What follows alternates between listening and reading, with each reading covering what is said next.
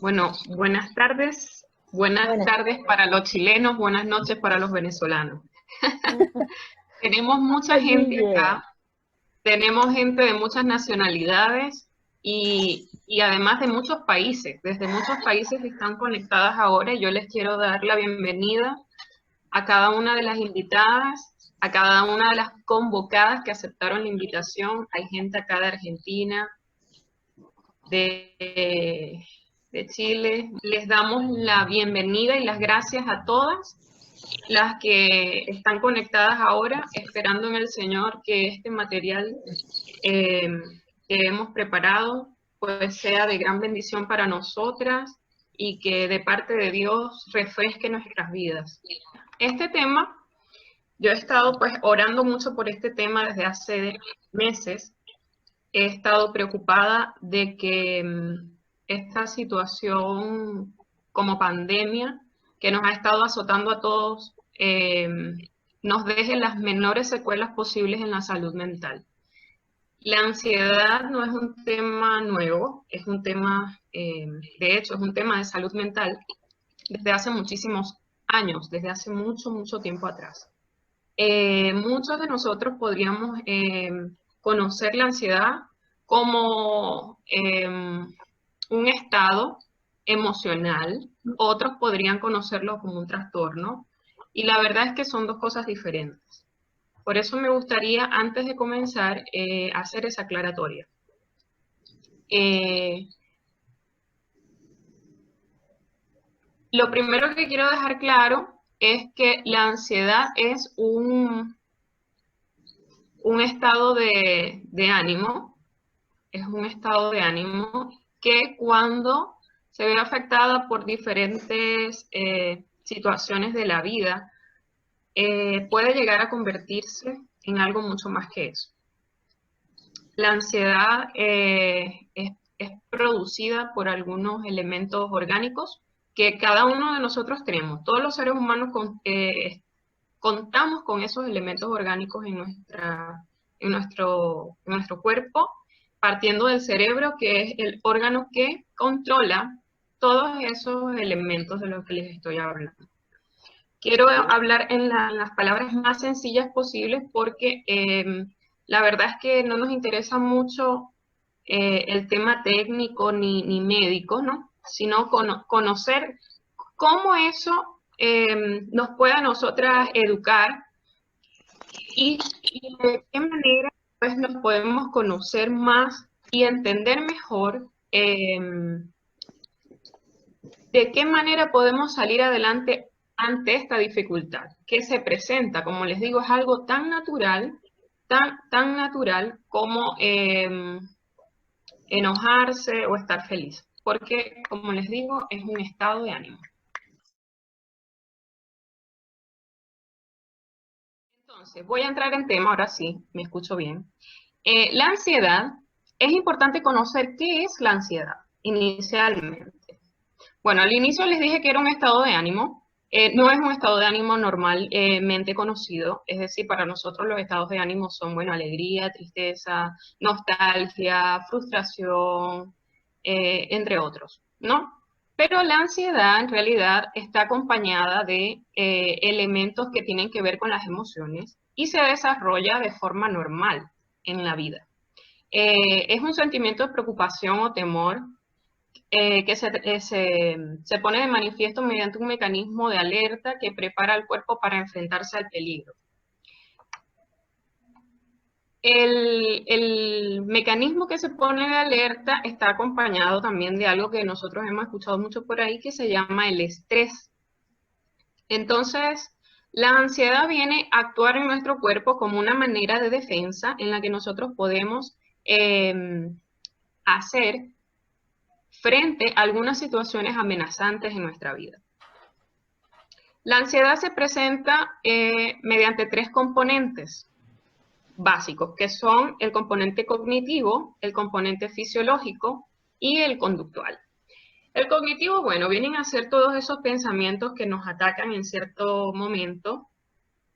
Sabemos que cuando uno dice tengo ansiedad, es porque está pensando mucho en algo y esos pensamientos no son positivos, esos pensamientos por lo general son negativos y molestosos, son como intrusivos.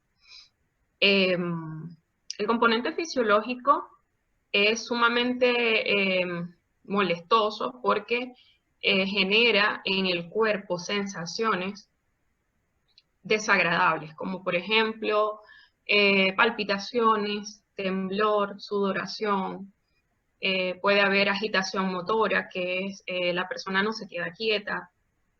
Entonces esas sensaciones son complejas, pero hay una sensación muy particular propia de la ansiedad, que es esa sensación de ahogo, cuando la persona siente que le falta el aire. Entonces,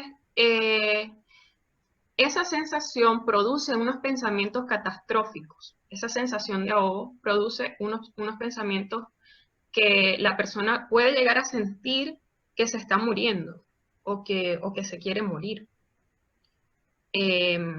Por eso les digo que es algo muy complejo y muy delicado. El componente conductual son aquellos comportamientos que la persona desarrolla a raíz de estos pensamientos y de estas sensaciones que comienza a experimentar en su cuerpo. Entonces entendamos un poco la ansiedad como un estado de nuestro ánimo, pero que si llega a ser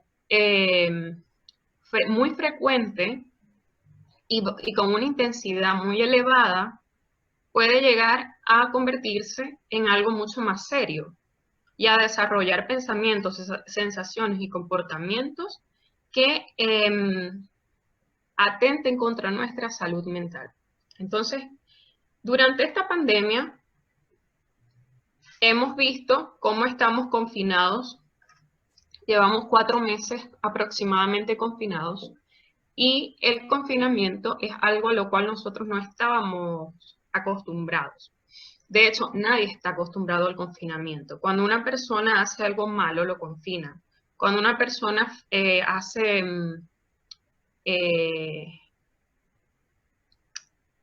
transgrede la ley, es entonces cuando esa persona merece el confinamiento. ¿Por qué? Porque el confinamiento es visto como algo muy negativo, como para aislar a la persona, para desintoxicarla de algo, bien sea de algo social o de algo de salud.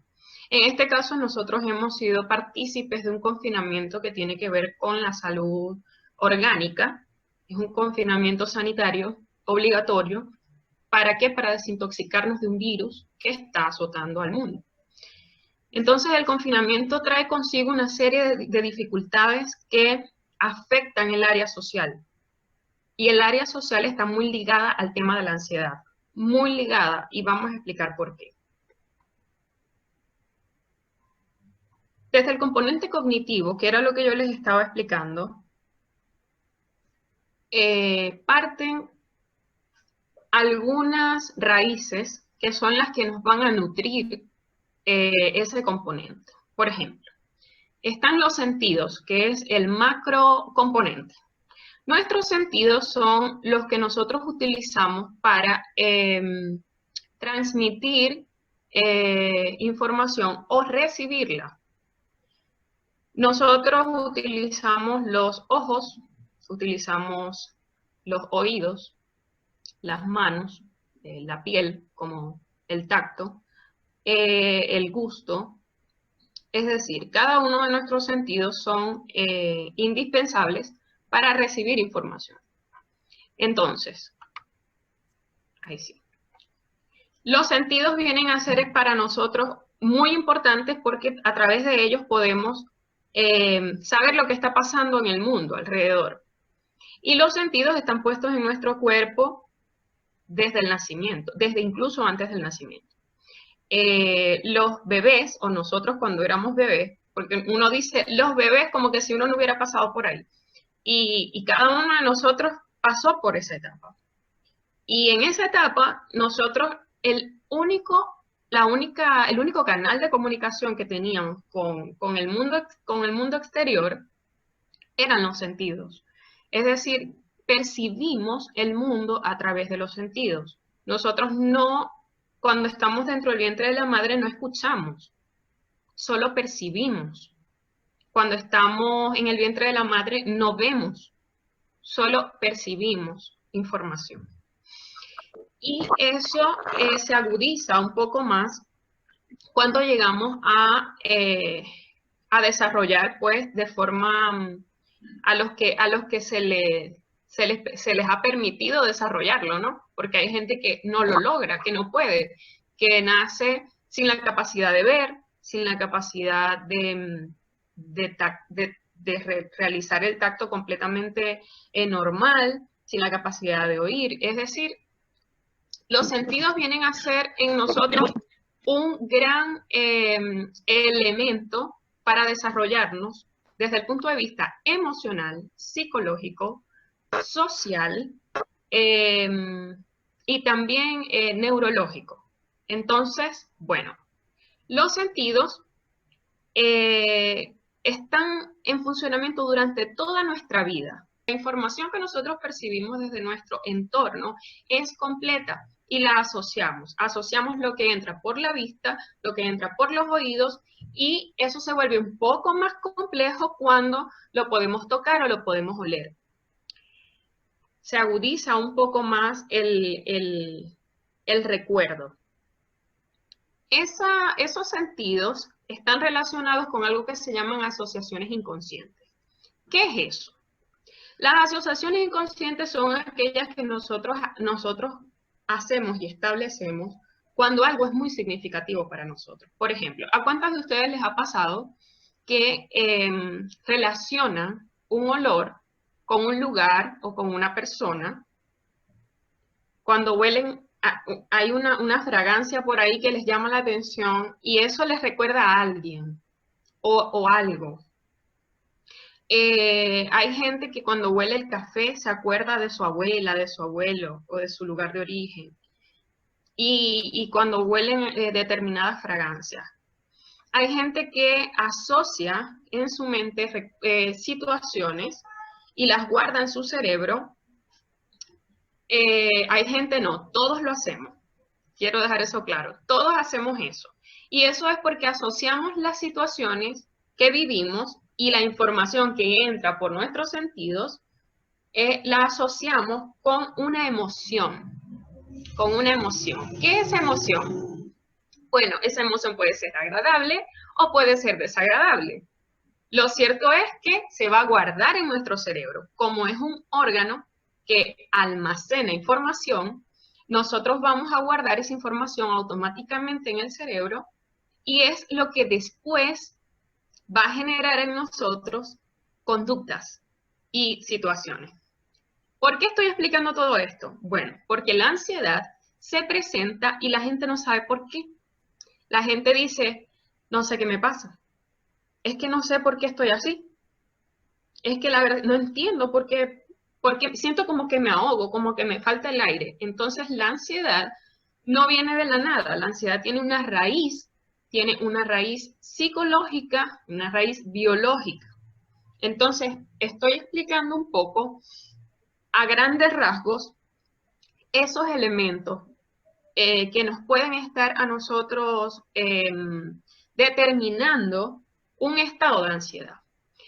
A eso se le suman pensamientos automáticos, es decir, la persona le llegan como flashes, pensamientos rápidos sobre determinada situación o sobre determinada recuerdo o cosa que es lo que le catapulta esa ansiedad. Esos pensamientos automáticos tienen una raíz en una creencia. Los pensamientos, recuerden que llegan, son como flashes, son como episodios que van y vienen de situaciones y esos flashes pueden ser muy negativos, como por ejemplo, escuchaba hace poco con una paciente, tú no sirves para nada. Es un pensamiento automático que le llegaba mucho, mucho. Y estoy hablando de una paciente con un intento de suicidio. Entonces, los pensamientos que le llegan es, tú no sirves para nada, tú no sirves para nada, tú no sirves para nada. Y durante una semana entera, está recibiendo ese mismo pensamiento. ¿De dónde viene ese pensamiento? Ese pensamiento que es intrusivo, que es molestoso, que ella no lo puede controlar, que quisiera que no le llegara. Ese pensamiento parte de una creencia central. Esa creencia central está dada por todo lo que les vengo diciendo antes, por las asociaciones inconscientes que se realizan a través de la información que entra por medio de nuestros sentidos. ¿Ya? Entonces ahí, cuando esa información llega, yo puedo generar creencias centrales en mi vida y son las que van a regir mi comportamiento durante toda mi vida. Entre esas creencias pueden haber creencias negativas, muy negativas, como por ejemplo, creer que no sirve para nada, que es una persona inútil, Y esa persona inútil, como cree que ella es inútil, toda su vida va a actuar de esa manera. Se va a demostrar a sí misma que es inútil, porque ella lo cree. Y ese es el poder de la creencia. Cuando hay creencias centrales muy establecidas, nuestro comportamiento va a ir todo el tiempo demostrando esa creencia. Y van a llegar pensamientos automáticos que tienen que ver con eso, automáticamente. Por acá les coloqué un cuadro de diálogo que dice, ¿sabías que toda la información que consumes alimenta o afecta a tu mente? Todo lo que nosotros consumimos en información, es decir, a través de nuestra vista, que a veces nosotros decimos, ay, voy a ver esa película. Total, es una película, no hay ningún problema, la voy a ver.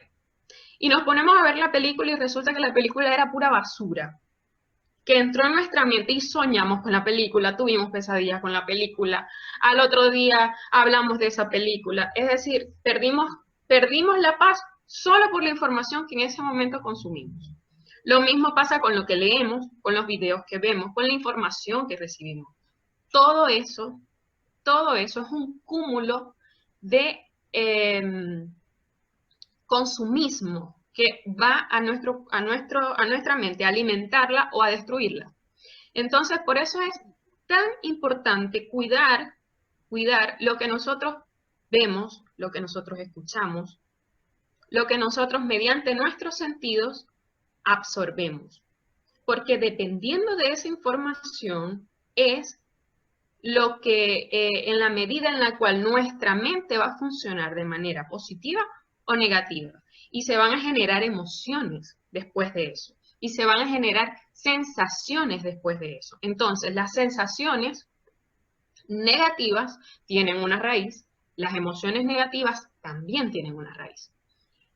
Habiendo explicado esto, que era para mí sumamente importante, porque es la base de la ansiedad, lo que tiene que ver con los pensamientos, como les dije, el componente cognitivo, que es los pensamientos, el componente fisiológico, que son las sensaciones que uno experimenta en el cuerpo, y número 3, el componente comportamental o conductual, que son todas aquellas conductas que nosotros desarrollamos a raíz de todo lo que está dentro de nosotros como información. Tenemos por acá el componente fisiológico, que ya lo expliqué. Les dije que eran síntomas molestosos, puede ser palpitaciones, insomnio, sudoración, temblor, sensación de ahogo, malestar estomacal, entre otros. Ustedes podrían decirme, mira, yo siento que yo me ahogo, que a mí me falta el aire, y eso es completamente propio de la ansiedad, porque la ansiedad trabaja mucho con el organismo. Nosotros comenzamos a respirar desde la clavícula hacia arriba cuando estamos ansiosos. Entonces respiramos muy corto, es muy corta la respiración y por ser corta el cuerpo no logra oxigenarse demasiado y comienza a manifestarse, es decir, hay sudoración, hay temblores, la persona siente que se va a morir porque obvio le está faltando el aire. Entonces cuando uno no se oxigena completamente como corresponde, por la respiración natural y la respiración inconsciente, involuntaria, ustedes respiran y no se dan cuenta, ¿sí o no? Si yo les pregunto, ¿cuántas veces respiraron el día de hoy? ¿Qué me van a decir? No van a tener ni idea de cuántas veces respiraron. No sé, muchas me van a decir. Efectivamente, porque la respiración es involuntaria. Es algo que está puesto en nosotros de parte de Dios para que podamos permanecer vivos. Pero cuando esa respiración se empieza a acortar por alguna determinada situación, porque estamos nerviosos o porque creemos que hay una situación que nos está amenazando, vamos a decir o a sentir que verdaderamente nos estamos muriendo. ¿Por qué? Porque nos está faltando el recurso más necesario para nosotros, que es el oxígeno. Entonces, en ese momento, claro, vamos a sentir que nos falta algo muy importante, el aire. Y sentimos eso, una sensación de muerte, de que siento que hasta aquí llegué. Y eso es propio de la ansiedad. Entonces, bueno, entre esas sensaciones están las que ya les mencioné y les puse otro cuadro de diálogo por acá que dice, ¿sabías que la ansiedad se puede presentar en cualquier etapa de la vida? Es decir, no tenemos que ser adultos, no tenemos que ser adolescentes, no tenemos que ser niños. No discrimina. Hay ansiedad infantil, eso existe. Es decir, los niños pueden tener ansiedad en una escala X, que no se puede comparar con un adulto porque nunca las cosas que le pasan a un niño se le pueden comparar con las de un adulto porque efectivamente es otro organismo, es otro tipo de pensamiento, son otras cosas. Entonces, bueno, quería que también tuvieran en cuenta que la ansiedad es algo que les puede pasar, que le puede pasar al ser humano, el ser humano puede experimentar en cualquier etapa de la vida. Eso quiere decir que le puede pasar a usted, a un hijo suyo o a un adulto mayor. Tenemos por acá las conductas que ya les había mencionado, el componente cognitivo. Esas conductas son, yo las puse en este diagrama, las conductas son de huida, cuando una persona está ansiosa, como dicen en Chile popularmente, se arranca de la situación, se va. Es decir, por aquí es más derecho, como dicen en Venezuela. No sé cómo dicen en los otros países que tenemos por acá. Pero es, la persona huye de la situación de la manera que mejor encuentre. Les voy a poner un ejemplo. Cuando una persona está frente a una situación de alto estrés, dice, es que no podía seguir escuchando ese ruido, no podía y por eso me fui. O no podía seguir en medio de esa discusión porque me sentí tan abrumada y por eso me fui. La persona busca irse, busca escaparse. En los casos más extremos, la conducta de huida no es irse de una situación, no es irse de un lugar, no. Es morir, es querer irse. De ahí tantos casos de suicidio que nosotros escuchamos en las noticias. No es la única causa del suicidio, ojo, no es la única causa, es una variable, pero es una variable recurrente, pasa muchísimo. De hecho, para los que están en Chile, estaba estudiando un poco el caso de esta muchacha que se suicidó el año pasado, y hasta ahora están tratando el tema judicialmente y todo, y se quiere demostrar si la violaron, este muchacho que va a la cárcel y no. El caso de ella, esta muchacha, yo me atrevo a decir, porque he estado estudiando un poco la situación, y yo me atrevo a decir que ella no se suicidó por la violación. Ella no se suicidó porque la violaron, porque ella se suicidó unas semanas después de eso. Ella se suicidó porque ella no pudo con la situación de ansiedad que eso le provocó, que le provocó el hecho de ser el ojo, de estar en el ojo del huracán. Cuando muchos ya sabían la noticia y en lugar de apoyarla, la estaban juzgando. La empezaron a juzgar, no la apoyaron. La gente que lo supo no la apoyó, no le generó esa red de apoyo que se necesita en un momento tan complicado como ese. Y ella se sintió acorralada.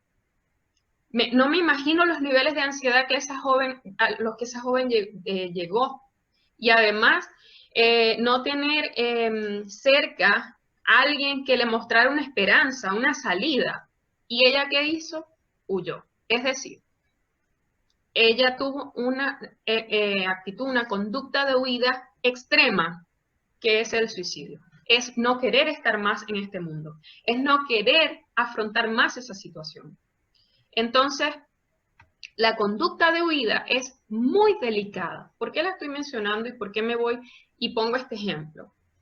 Para que veamos un poco la magnitud de lo que estamos hablando, para que le tomemos el peso. Cuando veamos a alguien ansioso, prestemos atención. Si alguno de ustedes está ansioso, bueno, sabemos que Dios está con nosotros y más adelante vamos a hablar de eso. Pero les hablo de la gente con la que ustedes se rodean, gente que no tiene la esperanza de que puede salir de esa situación. Ojo con eso. Hay que prestar real atención a esos síntomas, porque las conductas de huida extremas pueden ser muy lamentables, muy, muy lamentables. En los casos más simples, por así decirlo, la persona se aísla. Simplemente busca no tener contacto con mucha gente, porque eso le produce más ansiedad. Por otro lado, hay otro tipo de conducta completamente contraria a la huida, y es la conducta de lucha, cuando la persona quiere resolver el problema, cuando la persona busca por todos los medios salir de esa situación. Y resulta que eso es como como tener sed y tomarse un vaso de agua con sal. Porque mientras más luchas para salir de la situación de estrés en la que estás, más van a segregar los neurotransmisores que son los encargados de que nuestro cuerpo reaccione ante esas situaciones de estrés. Más van a segregar sus sustancias para que nosotros podamos estar alertas.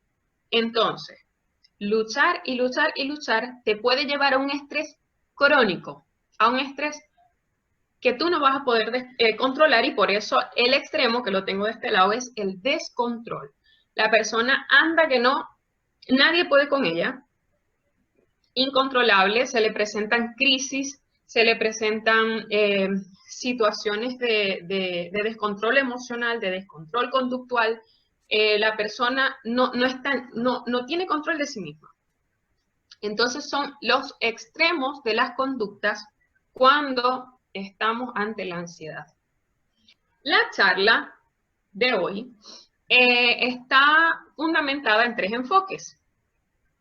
Está el enfoque biológico, el enfoque psicológico y el enfoque espiritual. Esos 3 enfoques, o por lo menos los 2 primeros, que son el biológico y el psicológico, los voy a explicar a través de las etapas de la vida. Por eso es que en la invitación para la charla dice ansiedad, y edad aparece como en mayúsculas. ¿Por qué? Porque, aunque ustedes no lo crean, muchas veces la ansiedad está relacionada con las etapas evolutivas, es decir, con las etapas de nuestra vida, como la niñez, la adolescencia y la adultez. Hay otras etapas, como por ejemplo, la niñez se compone de 2 etapas o 3, la adultez se compone de 2 o 3 etapas también, entonces dependiendo del autor que se vea. Pero aquí yo lo generalicé porque es lo que nos interesa saber, es a grandes rasgos estos enfoques. Entonces, desde el enfoque biológico, ¿qué relación tiene la ansiedad con nuestra niñez o viceversa? Bueno, miren, muchas veces cuando una persona dice, esa persona es ansiosa, o yo tengo un hijo que es ansioso, o yo, no es que yo soy muy ansiosa, nos pasa. Entonces, la ansiedad tiene una base. Ya les dije cuál es la base, la explicación científica de la ansiedad, pero ahora vamos al tema biológico, es decir, ¿qué tiene que ver eso conmigo? ¿Qué tiene que ver eso conmigo? Bueno, en el enfoque biológico, que es lo más orgánico, Por aquí tenemos una persona que es médico, así que con mucha responsabilidad voy a decir todo lo que voy a decir, Elaine. En el enfoque biológico, en la niñez, es muy importante el desarrollo cerebral. ¿Para qué? Bueno, dependiendo de eso, de cómo se desarrolla nuestro cerebro en los primeros años de vida, nosotros vamos a ser más susceptibles o no a situaciones en la etapa adulta. Por ejemplo, desde el punto de vista biológico, es importante que el niño desarrolle algo que se llama plasticidad cerebral, es decir, es esa flexibilidad que tienen las neuronas en el niño para recibir información nueva. Todos nosotros pasamos por eso, todos nosotros desarrollamos la plasticidad cerebral. Entonces, ¿para qué nos sirve a nosotros saber esta información? Bueno, para aprovechar los primeros años de vida de un niño, para enseñarle todo lo que le podamos enseñar, que nosotros consideremos que sea bueno. Por acá tenemos a Saquín, que es mamá recientemente, ya dijo hace un rato, ya habla, ya Nehemías habla. Miren, tan importante los primeros meses, los primeros años de vida en un niño para desarrollar muchas habilidades. Y no solo eso, sino para adquirir la información necesaria, valiosa para él, que va a fortalecer su personalidad. Los niños definen la personalidad, o los seres humanos definen la personalidad en la infancia, en la primera infancia. Hasta los 7 años son los mejores años de la vida humana para definir la personalidad, que es una estructura inamovible. La personalidad es una estructura inamovible. Uno dice, ese muchacho sí es desordenado, estoy luchando para que no sea desordenado. Déjenme decirle que no va a ser ordenado nunca si no lo aprendió en la infancia. ¿Por qué? Porque eso va a depender de la personalidad. Entonces, ¿para qué nos sirve desarrollar el cerebro de manera sana? Y esto va a depender mucho de la crianza también, de cuántas oportunidades se nos hayan dado a nosotros y se le den a los niños para desarrollar algunas habilidades. Va a depender mucho de eso, va a depender de si gateó, si corrió, si escaló, todo eso, cómo es su motricidad fina. Estoy hablando de personas neurotípicas, es decir, de personas que no tienen ningún trastorno del neurodesarrollo, ¿ya? Solo estoy hablando con personas neurotípicas porque las personas con trastorno del neurodesarrollo es otro caso, ¿ok? Son otras formas de hacerlo, ¿ya? Entonces, estoy hablando de nosotras que estamos acá y la mayoría de ustedes tienen hijos. Y las que no piensan tenerlo. Entonces, bueno, ¿por qué? Porque todo conocer cómo fue esto en nuestra vida y cómo es en la de nuestros hijos va a depender de eso, qué tanto ellos pueden o no lidiar con la ansiedad. En la adolescencia, la ansiedad está relacionada con los cambios hormonales.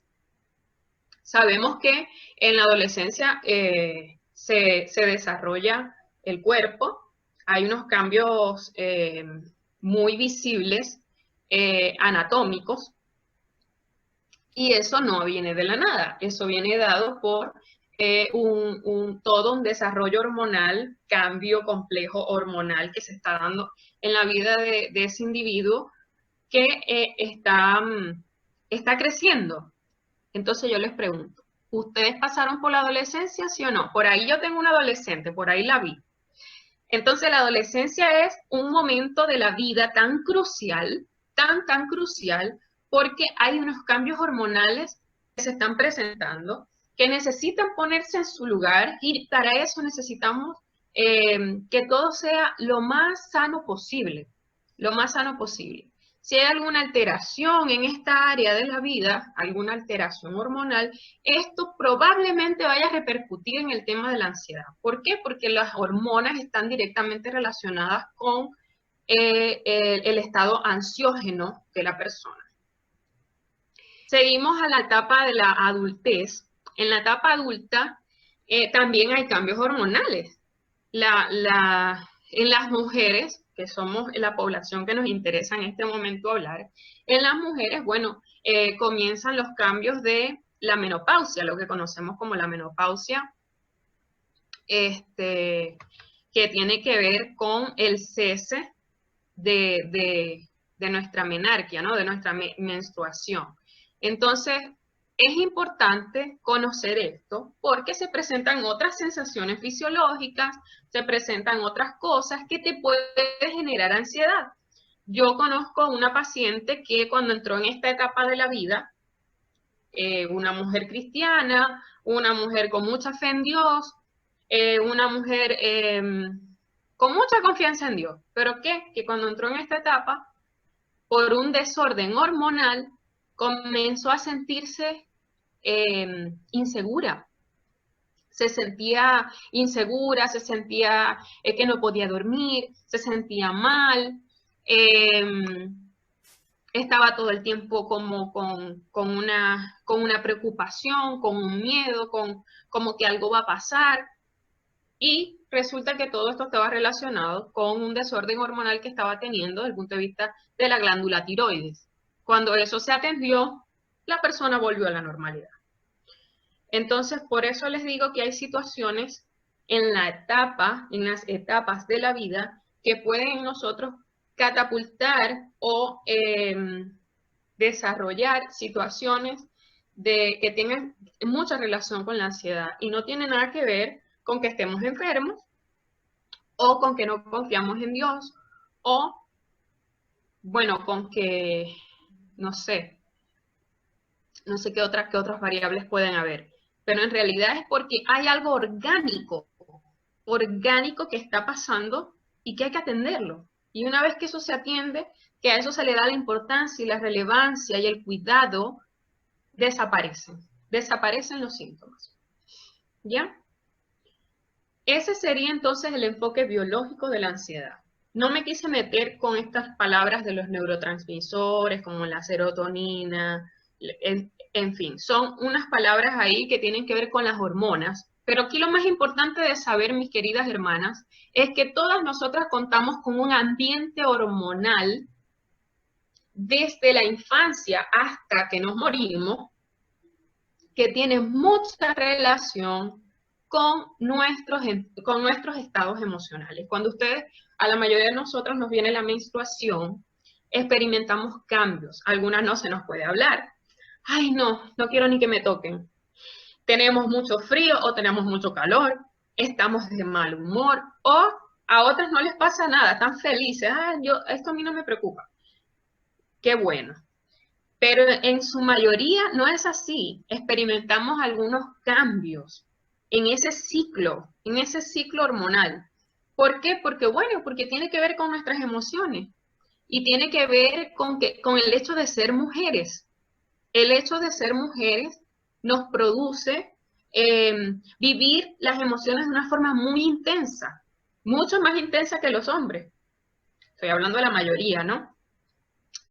El enfoque psicológico, igual en la niñez, en la adolescencia y en la adultez, en relación a la ansiedad, para nosotras las mujeres es importante saber que los apegos, por eso les digo que nosotras experimentamos las emociones de una forma mucho más intensa, porque eso nos prepara para la maternidad, para ser mamá.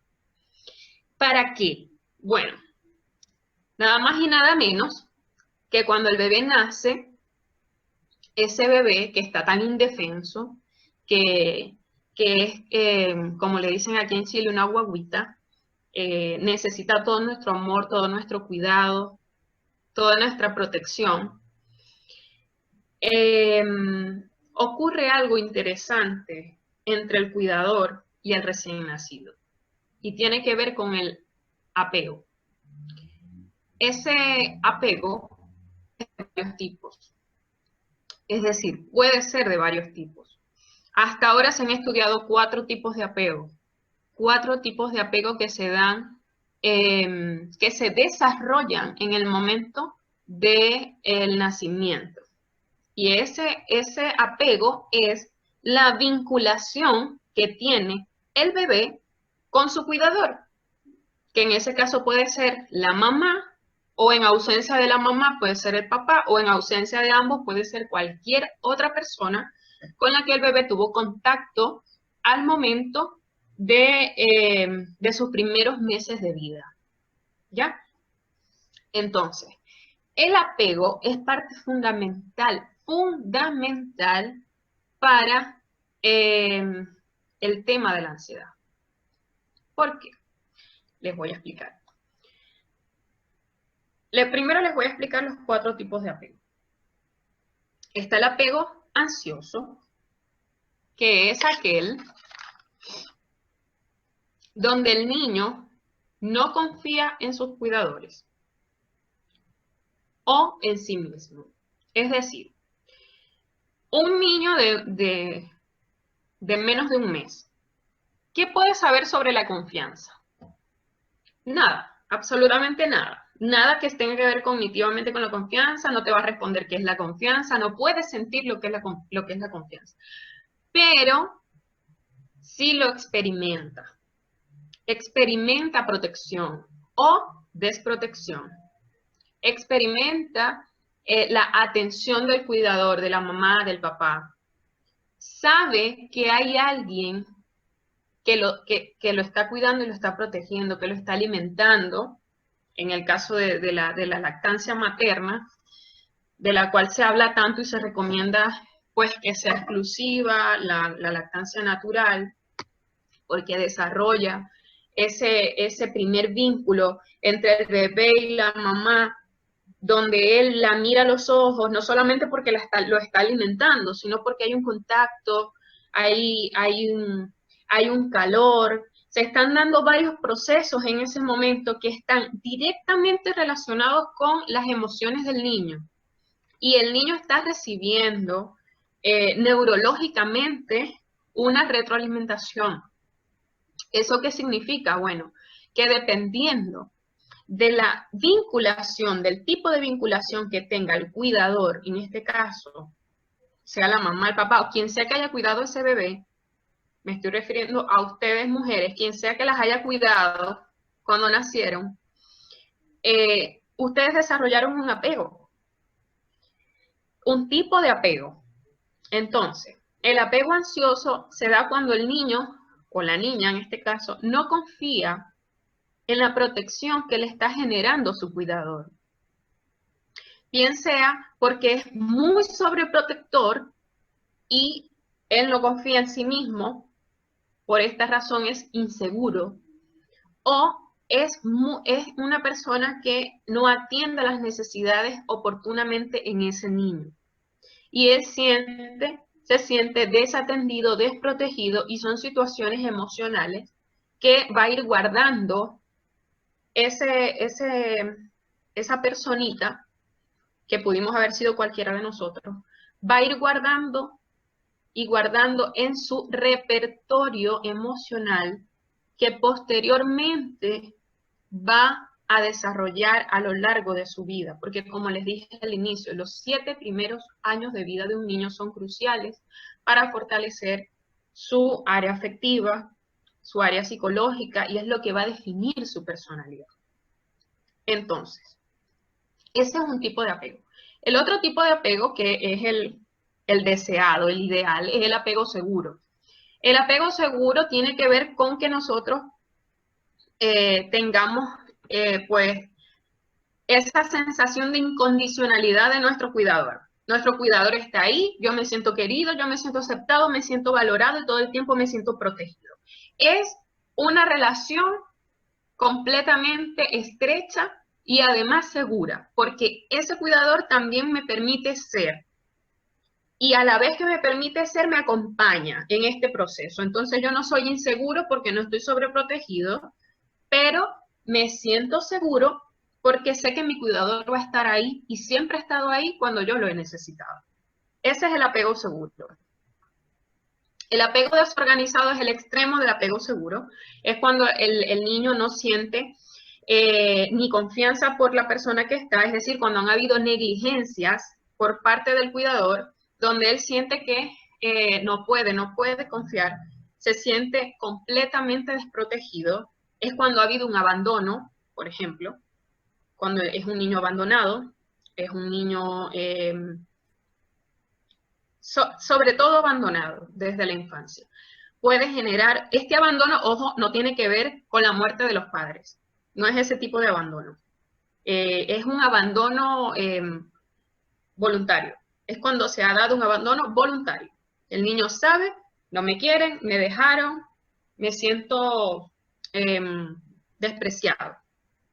Es duro, son emociones muy duras que el niño desde la infancia comienza a gestionar y es difícil. Entonces comienza a desarrollar un tipo de apego desorganizado y esto le va a provocar en la etapa adulta muchas dificultades, relaciones interpersonales, le va a provocar muy posiblemente situaciones de alto estrés y de ansiedad generalizada, entre otras cosas. Entonces, y el otro es el apego evitativo. Este tipo de apego se da cuando el niño ha asumido que no puede contar con los cuidadores. No tiene que ver con negligencia, sino que simplemente no sabe que no puede contar con ellos porque o no están, esto sí puede ser por la muerte de alguno, o no están, o trabajan, o tienen otras cosas que hacer. Es decir, cuando hay una especie de separación y distanciamiento entre el niño y el cuidador. Y eso genera en el niño un distanciamiento, por supuesto, como les dije, y además una autoeficacia impulsiva o autosuficiencia impulsiva. Es decir, él no necesita ayuda de nadie. Y es ese tipo de persona que durante toda la vida ustedes lo ven que está ahí, pero siempre está aislado, no le gusta relacionarse mucho con la gente, no llega a establecer mayor intimidad con los demás, es decir, evitativo. Hay un apego, él tiene la capacidad de querer a la gente, pero a su manera. Entonces hay una evitación todo el tiempo de intimar. Ese apego, estos tipos de apego, van a ser el cimiento de las emociones de todos nosotros, de todos nosotros. De ahí parte todo. De ahí parte todo. Y es por eso que nosotros funcionamos emocionalmente de determinada manera. ¿Ya? Así que para saber por qué somos así en las emociones, miremos un poco cómo nos criaron. Y ahí vamos a encontrar muchas respuestas. Otra cosa que es importantísima desde el aspecto psicológico en la infancia, determinante para la ansiedad, es el pensamiento concreto. Es decir, los niños su forma de pensar es concreta, tal y como son o como se escuchan las cosas.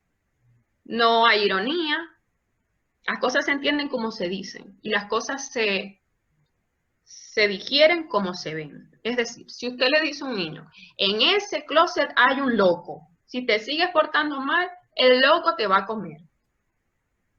El niño va a creer que en ese closet hay un loco, literalmente. El niño no va a pensar que es mentira, que es un chiste y que lo están haciendo para asustarlo. No.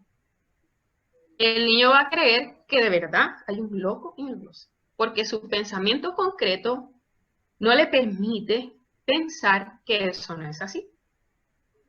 Aunque le digamos, no, es que mira, que no hay nada, te va a decir, no, es que me dijiste que había un loco. ¿Por qué? Porque su pensamiento lo va a llevar a creer todo lo que le decimos. Hay una confianza así plena en lo que se dice. Lo que se dice, así es. Entonces, cuidado con lo que también se le dice a un niño. Porque lo que le decimos a un niño para asustarlo, para que haga caso, para que obedezca, no, tal vez no estamos haciendo nada bueno, simplemente estamos generándole un nivel de inseguridad a ese niño que ahora no se ve, sino en la etapa adulta, porque eso se desarrolla en la adultez. En la adolescencia ocurren otras cosas. está la búsqueda de identidad como principal tarea en la etapa adolescente. Entonces, la búsqueda de identidad, el adolescente se pinta el pelo de morado, de amarillo, de azul, de rojo, se lo corta por aquí, por aquí, por aquí. O sea, trata de experimentar lo más que pueda con situaciones porque está tratando de identificarse con algo y está curioseando, está buscando a ver a quién se parece, a quién me puedo parecer. Y en esa búsqueda de identidad pueden generarse muchos problemas. ¿De qué? De autoestima. Muchos problemas de autoestima. ¿Por qué? Porque los problemas de autoestima vienen dados por el autoconcepto que tenemos de nosotros mismos. Autoconcepto, lo que yo pienso sobre sí. Entonces, la autoestima, que es cómo yo me quiero, es como la estima propia que se tiene. Entonces, sabemos, como les dije al inicio, el componente biológico o en el enfoque biológico, que los adolescentes cambian su aspecto. ¿Y si ese aspecto no les gusta? Y cuando se empiezan a afrontar con las cosas que están afuera en la calle y los empiezan a señalar y a decir, a comparar, es que tú no eres así, es que tú tienes que ser así. ¿Cómo se va a sentir ese niño, ese adolescente, que está buscando su identidad? Ahí hay que poner ojo con lo que ese adolescente está escuchando, con lo que ese adolescente está viendo, con quién se está relacionando. ¿Para qué? Para que su autoestima sea fuerte, para que los papás puedan estar al tanto de que se fortalezca una autoestima, una estima propia fuerte, para que sea sana. Es importante desmitificar, es decir, quitar todos los mitos que puedan existir en la mente de ese adolescente a través de la conversación, porque aquí viene el otro aspecto, que es el pensamiento abstracto. El adolescente cambia el pensamiento de concreto a abstracto, ahora sí él puede cuestionar, y es cuando el adolescente empieza, ¿y por qué yo no puedo hacer eso? ¿Y por qué las cosas son así y no son así? Entonces empieza a hacerse preguntas. ¿Por qué? Porque empieza a cambiar el pensamiento de ser algo concreto, de asumir las cosas tal y como se dicen, a poderlas cuestionar, a tener un pensamiento crítico de las cosas. Y no es que uno dice, y ese muchacho ahora es rebelde, que ahora pregunta que por qué. Porque yo digo. Entonces ese porque yo digo choca muchísimo al adolescente porque él no está haciendo la pregunta porque quiera ser rebelde, sino porque necesita respuestas, porque su pensamiento está cambiando y necesita una conversación, necesita que se le expliquen mejor las cosas, que se le diga, mira, es por esto, estas son las razones, te puede pasar esto. Se entra en una conversación con él y de esa manera se les rompen muchos esquemas mentales que pudiera estar desarrollando porque la sociedad, que es lo que está afuera, le está diciendo otra cosa. Entonces, por eso los papás es importante que le digan, que le manifiesten desde el punto de vista familiar cómo ustedes lo ven a él y quién es él y cuánto vale y lo hermoso o hermosa que es. ¿Me explico? Entonces y eso se hace a través del diálogo. En la etapa adulta están otros elementos completamente distintos, que son los afanes y las responsabilidades. Aquí todos tenemos los que tienen trabajo y los que no tienen están preocupados porque no lo tienen. Tienen los hijos, entonces hay que preocuparse de eso, hay que preocuparse de muchas cosas. Hay situaciones, hay cuentas que pagar, si alguien se enferma, o sea, hay tantas cosas de las cuales preocuparse que entran los afanes y esas responsabilidades. Y eso puede catapultar una ansiedad. Entonces, y además, viene la segunda que la voy a unir, está la capacidad de control del adulto, de querer controlarlo todo, controlar lo que hacen los hijos, controlar lo que hace la pareja, controlar lo que pasa en el trabajo, controlar lo que pasa aquí, controlar lo que pasa. Una capacidad de control que quiere trasladar a todas las áreas de la vida y esa sensación de control que queremos tener todo el tiempo produce ansiedad, porque es mentira que nosotros podemos controlarlo todo. Eso es falso. Si hay algo falso en la vida es que nosotros podemos controlar algo. Porque ¿quién tiene el control? Dios tiene el control. Nosotros no tenemos el control de nada. Esa es la mentira más grande que podemos tener en nuestra mente. El control lo tiene Dios, nosotros no. Así que, de esa manera, diciéndoles que Dios es quien tiene el control y que esto es un área en la etapa adulta que afecta muchísimo, yo voy a aterrizar en el enfoque espiritual. Antes de eso, yo quiero que ustedes piensen con cuál tipo de apego se han identificado más de los que vimos. Cuando yo trataba de explicar un poco eso, ¿con cuál tipo de apego ustedes creen que se identifican más? Esto es una pregunta retórica, no quiero que abran los micrófonos y nos lo cuenten porque eso es algo muy personal y no es la intención abrir ningún proceso psicológico en este momento. Pero sí es necesario que ustedes se hagan la pregunta y se analicen un poco en este tema, porque de esto, tomándonos de aquí, nos vamos a ir al área espiritual. ¿Cómo fue su tipo de apego? Les voy a dar unos segundos para que piensen. Acuérdense que había apego ansioso, apego evitativo, apego desorganizado y apego seguro. Les quiero decir que respecto de la ansiedad, Dios tiene algo que decir. A mí me encanta este tema. Bueno, porque Dios habla de la ansiedad en la Biblia. Y yo les quiero mostrar qué dice Dios sobre la ansiedad.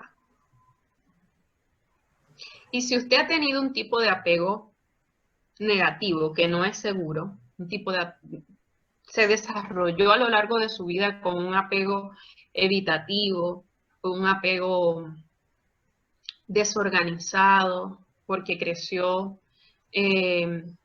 bajo el abandono, o un apego ansioso porque sus papás fueron muy sobreprotectores, o son muy sobreprotectores, o al revés, no estuvieron ahí cuando usted lo necesitó. Si esos son los tipos de apego que usted, alguno de esos, es con lo que usted se identifica, yo le quiero decir que hay una excelente noticia respecto de esto. El apego no es como la personalidad. Les dije que la personalidad era inamovible, es decir, es una estructura. Es así y punto. Y Dios lo hizo así porque a Dios le gusta la personalidad. A Él le encanta que nosotros seamos únicos. Pero el apego sí se puede cambiar. Está demostrado científicamente que el tipo de apego se puede modificar. Y esto también lo hizo Dios. Y les voy a decir por qué. ¿Por qué Dios permitió que el apego con el que nosotros nos relacionamos y nos vinculamos desde que nacemos con nuestros padres, por qué se puede cambiar? Aquí les viene la respuesta. ¿Sabías que existe el nuevo nacimiento?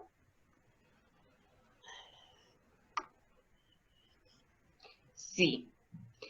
El nuevo nacimiento está en Juan, capítulo 3, del 1 al 21.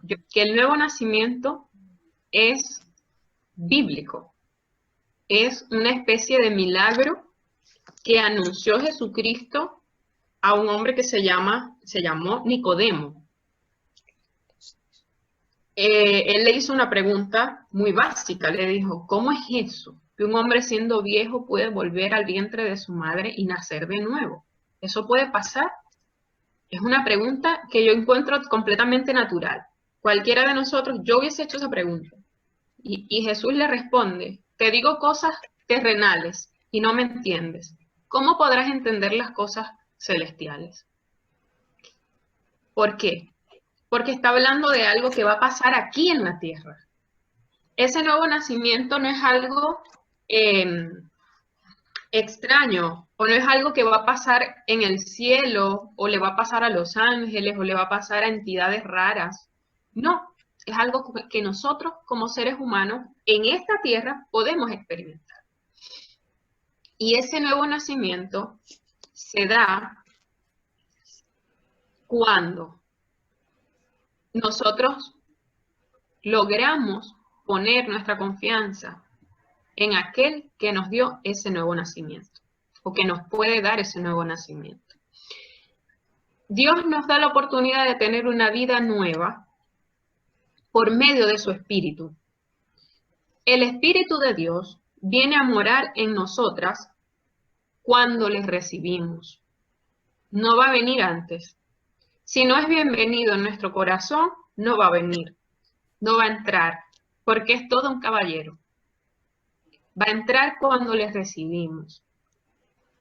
Cristo nos acercó a Dios venciendo el poder de la muerte. Es decir, Él vino a esta tierra, siendo Dios, se hizo hombre, tomó la forma de hombre, se hizo hombre, nació de una mujer que es María, y a la edad de 33 años murió en una cruz. Y luego que murió, resucitó. Y de esa manera venció la muerte. ¿Por qué pasó esto? Bueno, porque hay una ley espiritual que dice que toda alma que pecare morirá. Y todos nosotros, los seres humanos, por el pecado que heredamos de Adán y Eva, somos pecadores. Hemos ofendido a Dios. Y porque hemos ofendido a Dios, nosotros necesitábamos nuevamente relacionarnos con Él, porque Dios es santo. Él no tiene relación con el pecado. Había una ruptura entre Dios y nosotros como seres humanos.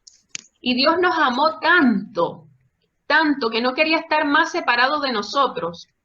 ¿A qué les suena eso? Eso es un vínculo. Ahí les estoy hablando del vínculo. El Dios Padre no quería estar separado de nosotros. Por lo tanto, envió a su único hijo a morir, a hacerse hombre, a humillarse porque siendo Dios, tomó la forma de ser humano para poder llevar a cabo ese sacrificio de muerte que era necesario para pagar por el pecado de toda la humanidad. Y es la razón de eso, ¿por qué eso pasó? Porque Dios nos amó, lo dice este pasaje, nos amó tanto que envió a su Hijo para poder estar nuevamente cerca de Él como Padre. Entonces, en ese momento, Cristo se convierte en nuestro representante ante Dios, porque Él ocupa nuestro lugar, el que debimos haber tenido nosotros ante la muerte, lo ocupa Él y muere. Resucita, y eso nos produce a nosotros el nuevo nacimiento. Que nosotros creamos en la obra salvífica de Jesucristo en la cruz, nos hace nacer de nuevo. ¿Qué es nacer de nuevo? Es nacer del Espíritu.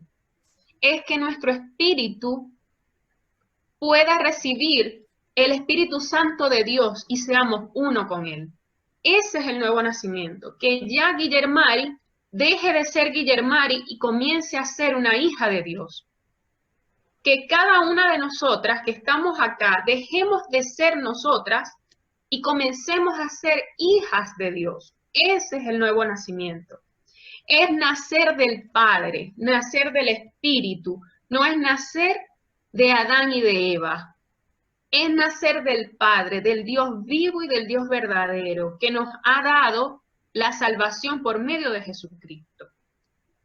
Creer en el sacrificio de muerte que Cristo hizo por mí y en su resurrección es lo que me hace ser una hija de Dios. Y los hijos de Dios tienen una vida y esa vida es eterna.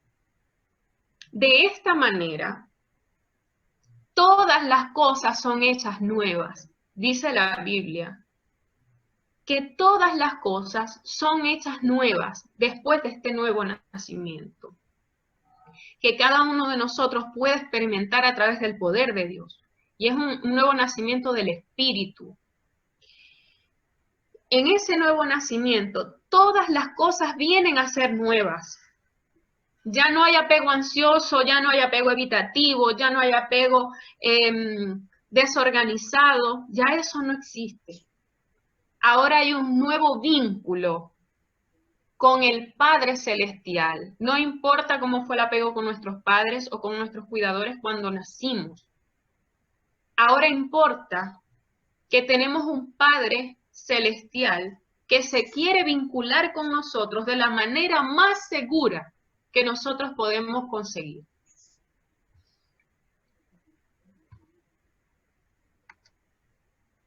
Les quiero hablar un poco sobre ese vínculo porque la Biblia declara en algunos pasajes la manera en cómo Dios se quiere vincular con nosotros.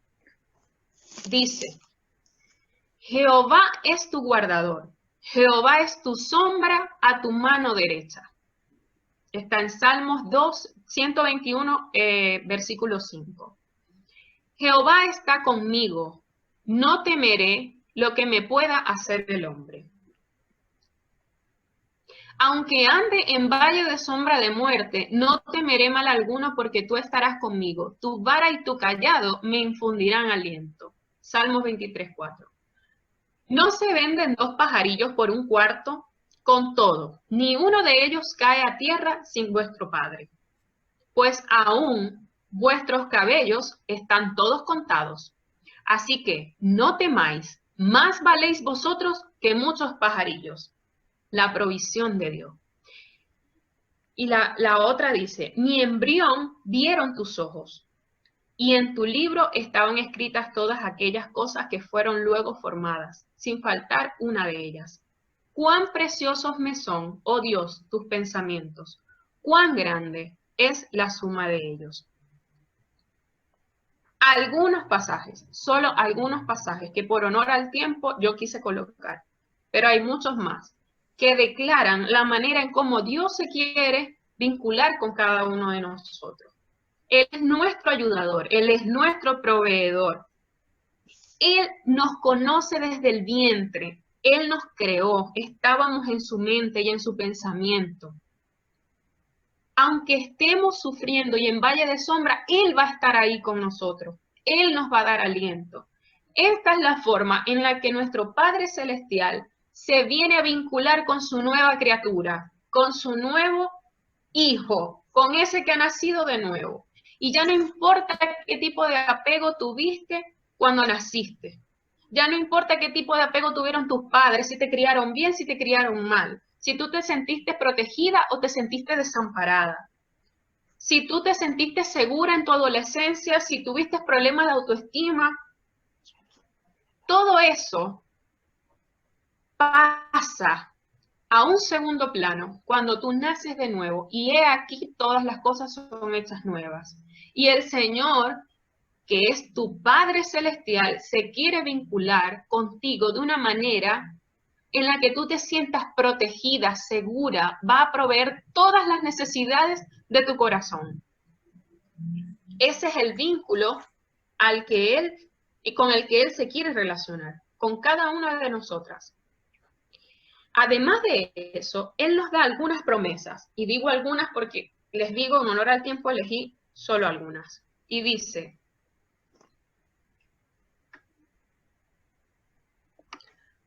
porque no nos ha dado Dios espíritu de cobardía, sino de poder, de amor y de dominio propio. Todas estas promesas que voy a leer están relacionadas al anciano.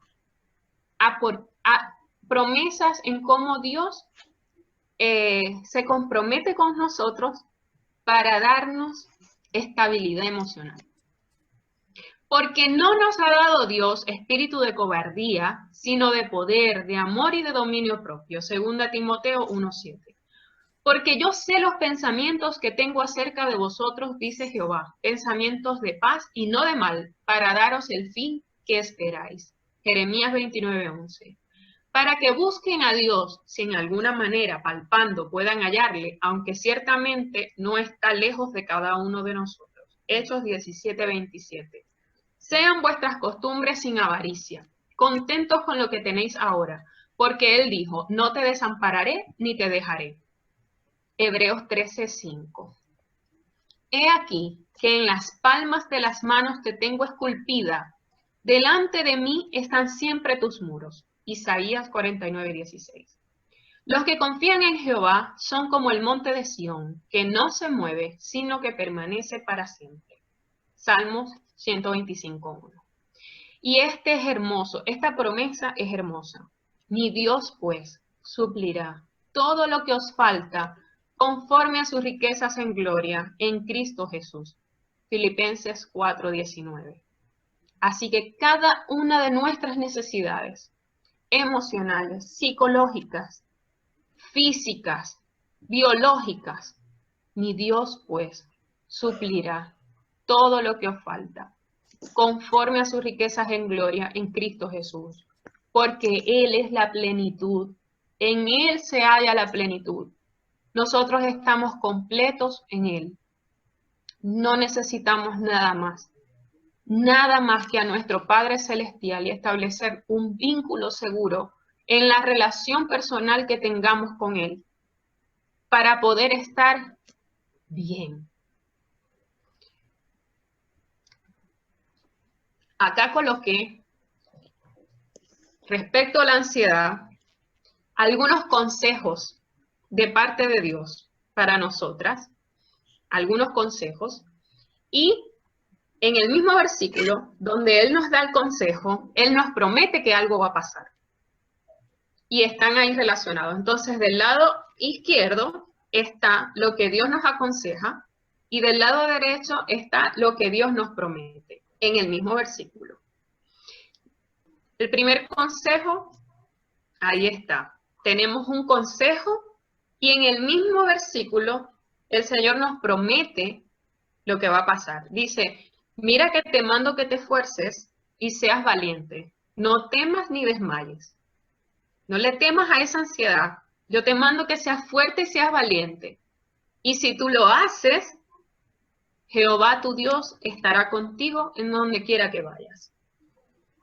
Ahí está la respuesta de parte de Dios, la promesa. El segundo consejo, en ese pasaje se están refiriendo cuando dice, porque los gentiles buscan todas estas cosas. ¿Qué cosas? El vestido, estar abrigados, la comida, cosas que son normales, de lo cual uno se puede preocupar. De hecho, nos preocupamos todos los días de eso. Pero él dice, todo el mundo se preocupa de eso. Todo el mundo se preocupa de lo mismo. Pero vuestro Padre Celestial sabe de qué tenéis necesidad. Sabe que necesitas esas cosas. Pero, porque ese más es como un pero, busca primeramente el reino de Dios y su justicia. Y después dice, si lo haces, todas esas cosas, el vestido, la comida, el abrigo, todas esas cosas serán añadidas. Entonces, acuérdense lo que les dije, esa necesidad del adulto psicológica de control. Quiero esto, quiero aquello, quiero esto, quiero aquello, quiero producir, quiero preocuparme de esto, es compulsivo. Y Dios te dice, stop. Todo el mundo se ocupa de eso, todo el mundo se preocupa de eso. Cálmate. De hecho, este año nos dijo a todos, así como que de una, se calman, se van para su casa todos porque yo soy el que voy a hablar. Y díganme a cuántos de nosotros Dios no nos ha provisto en medio de esta crisis mundial. Dios ha sacado comida de donde no la hay y de ahí nos ha provisto a cada uno de nosotros, del vestido, de la comida, de lo que necesitamos, porque Él es nuestro Padre. Primera de Pedro 5:7. Echando toda vuestra ansiedad sobre Él porque Él tiene cuidado de vosotros. Ahí está hablando clarísimo, clarísimo, yo eso no lo tengo ni que explicar. Y cuando dice sobre Él, ¿a qué se estará refiriendo? Echando toda vuestra ansiedad sobre Él. ¿Cómo se puede echar toda la ansiedad sobre Él? ¿Cómo se hace eso? La gente puede decir, no, es que yo oro, yo digo, Señor, yo dejo en tus manos todas las cosas. Y no ha terminado de abrir los ojos cuando ya se está preocupando otra vez de lo mismo. Entonces, cuando dice sobre Él, es que nos derramemos ante su presencia de forma genuina, verdadera, le dejemos ante Él, ante el trono de su gracia, todas nuestras preocupaciones y soltemos el problema. Es soltar el problema, es dejar de tener el problema agarrado por un ladito, por una esquinita así, porque nosotros no vamos a solucionar nada. Dios tiene el control. Hermanas, amigas, si aquí hay alguien que aún no ha establecido una relación, un vínculo personal con el Padre Celestial y necesitan nacer de nuevo, yo les quiero decir que esto no es casualidad, que esta charla no es una casualidad, que el Señor Jesús, que fue quien murió por ti y por mí en la cruz, dice, venid a mí, todos los que estéis trabajados y cargados. Y te promete que Él te va a hacer descansar. Te dice, llevad mi yugo, te hace un intercambio. Llevad mi yugo es, lleva tú mi problema que yo llevo el tuyo. Lleva tú mi problema. Llevad mi yugo sobre vosotros y aprended de mí. ¿Cuál es su yugo? Ese. Aprender de Él, que es manso y humilde de corazón. Y te dice, y hallaréis descanso para vuestras almas, porque mi yugo es fácil y ligera mi carga. ¿Qué te quiere decir? Basta de creer que tú te las sabes todas. Basta de creer, de que pongas tu confianza en tu autosuficiencia. Basta de querer ir a resolver los problemas porque tú eres la que puedes. Porque si tú no estás, los problemas no se resuelven. Basta, eso es agotador, tú no puedes resolverlo. Te dice el Señor, lleva mi yugo y su yugo es fácil, dice. ¿Qué es la mansedumbre? Es que estés tranquila, es que seas humilde de corazón como Él. Y hallaréis descanso para vuestras almas, hallaréis descanso, estarás tranquila, suelta el control del problema. El Señor Jesús te dice, ven a mí y yo te haré descansar. Si usted quiere nacer de nuevo, eso solamente se lo tiene que decir al Señor. Y Él va a venir a morar con su Espíritu Santo en su corazón, porque Él nos ama. Y Él es el primero interesado, el primer interesado en establecer ese vínculo seguro con nosotros. El versículo normal es, tú guardarás en completa paz aquel cuyo pensamiento en ti persevera porque en ti ha confiado. Pero aquí, como hicimos una especie de distribución, de poner de este lado lo que Dios nos aconseja y del otro lo que Dios promete, en este caso lo que Dios nos aconseja es, aquel cuyo pensamiento en ti persevera porque en ti ha confiado, tú guardarás en completa paz. Entonces la invitación de Dios acá, el consejo de Dios es que nuestro pensamiento, acuérdense la importancia que le di a este punto al inicio de la charla. Me llevé, no sé, como media hora hablando de eso, porque es importante nuestro pensamiento. Aquel cuyo pensamiento en ti, en Dios, persevera, porque en ti ha confiado, es decir, aquel que piensa en Dios y que ha confiado en Dios y piensa en Dios diariamente y se alimenta su mente de las cosas de Dios y lee cosas que tienen que ver con Dios y ve cosas que tienen que ver con Dios. Todos sus sentidos están activados en relación a la confianza en Dios. ¿Qué es lo que va a pensar? Va a pensar en Él y va a estar confiado. Dice la Biblia que el resultado de eso es completa paz, completa paz. Y la paz es lo opuesto a la ansiedad, lo opuesto. Entonces, hay algo que hacer. Hay algo que hacer y está escrito. Dejemos de decir ya, de una vez por todas, no puedo con esto, porque el Señor dice, venid a mí, todos los que estéis trabajados y cargados, que yo te voy a hacer descansar. Él mismo nos está dando la solución. Y tenemos el último, que ese lo voy a leer yo, porque en realidad es el centro, yo considero que es el centro de este tema. Lo dice todo este versículo. Dice, por nada estéis afanosos, sino sean conocidas vuestras peticiones delante de Dios en toda oración y ruego con acción de gracias. Es decir, ¿el consejo cuál es? Número 1, aquí hay varios consejos. No estar afanados por nada. Por nada. En lugar de eso, sean conocidas nuestras peticiones delante de Dios con toda oración y ruego. Es decir, en lugar de afanarme, voy a orar. Y no voy a orar de cualquier manera. Voy a orar con toda oración y ruego, con acción de gracias. Es decir, yo voy a agradecer por lo que ya pedí, porque lo voy a dar por hecho. Y después que yo haga eso, que en lugar de afanarme, de preocuparme, yo voy a orar y voy a orar exclusivamente por eso, con toda oración, es decir, específico. Y con ruego, esto es repetidamente y con intensidad. Y además de eso, voy a agradecer porque lo voy a dar por hecho, va a pasar algo. Lo que Dios promete es que la paz de Dios, que sobrepasa todo entendimiento, aquí vuelve otra vez a hablar de nuestra mente.